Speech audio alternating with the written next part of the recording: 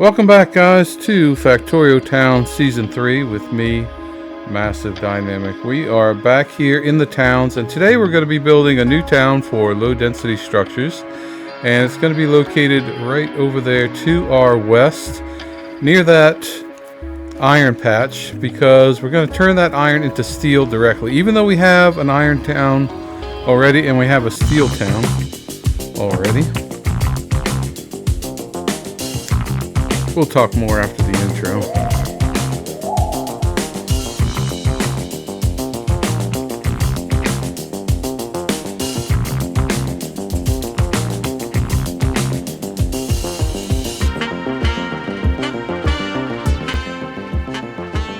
Okay, so yeah, we have a steel town already, but we thought it would be best to go ahead and pick up our own steel right here. So we do all the prep work, get the groundwork ready, get rid of all the trees, make room for the track and all that stuff. Go through with our flamethrower, and then actually ran out of flamethrower ammo, so I had to resort to using the mining vehicle once again to grab a bunch of trees and rocks and whatever else was in the way. But finally we get all that work done, and we go ahead and set up our backpack so that we can have access to all the parts that we need to build the town. We get our mines in and get those belted out so that we have our iron installed at our new steel mill, because we're going to build a steel mill inside of this building. So we go ahead and set up our sign on the building to say we're going to build low density structures. Then we build our steel mill inside of our low density structure building using the recursion feature of Factorissimo. So once we get that all set up, then it's just a matter of running the lines in and setting up our smelting as usual.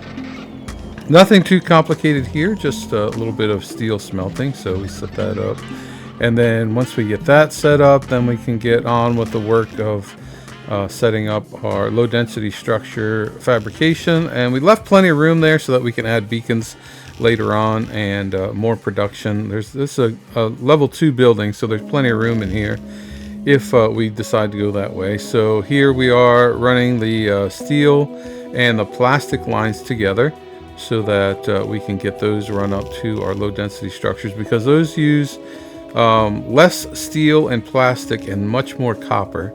So we wanted to have the copper on its own independent lane, so that's where the copper comes in, right over here. So that will complete that part of the low density structure construction. Then we just need to get electricity turned on in here, which we haven't done yet, and feed the lanes from the train stops, the input and the output lanes. So once we get that all worked out, we set up our output and get that fed into our output train, and get a few last little features out here, little finishing touches on. I think I ran out of chests and inserters, so I had to run back and get some more of those to finish things up. And then we go ahead and set up our train.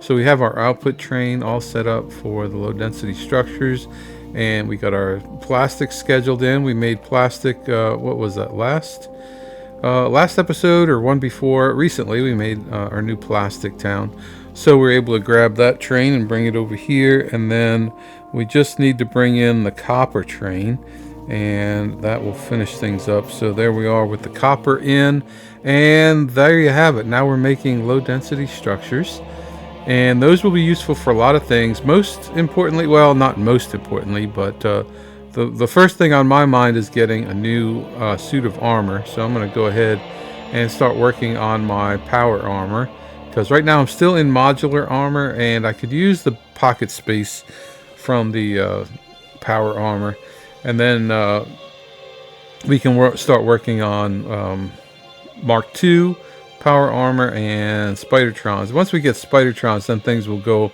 a lot quicker around the towns, because I'll be able to have spiders go out and do multiple tasks at once while I'm doing other things. So that will be very handy.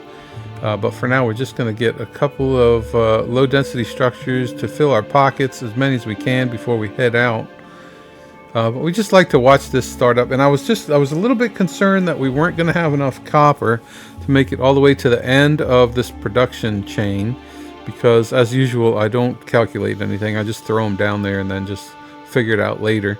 But it turned out that I had just enough copper on one lane to take care of all these assembly machines, which worked out perfectly, because by the time that last one starts to grab its copper, then the first one starts to grab copper again, and that means that there's enough downline to fill up the end two machines. So that was just the right amount of construction there, just by accident. And then the last thing to do was just to make sure that this connection was in the right spot. I had it off by 2. I don't know why. Even with the arrows turned on, I still couldn't figure out which exit to use there, but it all worked out in the end. So then once that was finished, then I grabbed some of the steel from the steel foundry inside there, because I'd run out of steel, and made the last few chests to make sure that we had all the chests installed so that we could unload our trains and get everything moving. So then the last thing I did was clean out all of the low density structures from the train, and I don't know, I think I got 30 or 40 of them, something like that. And then we're able to clean up our mess and head on back towards the Bubloop Town, our main base, so that we can get ready for the next episode. So that's it, guys. Thank you so much for watching. I do appreciate it. And yeah, I hope you'll come back for more episodes. We're getting close to having Yellow Science, which will be coming up real soon. I stopped over there to chat with the Sasquatch leader, but he wasn't around this time, so I just headed on out. So yeah, that wraps it up for this episode, guys. Thank you so much for watching. I do appreciate it. I hope you're enjoying the series, and I hope you'll stick around for more fun and excitement in Factorio Towns Season 3. We'll see you next time. Bye-bye.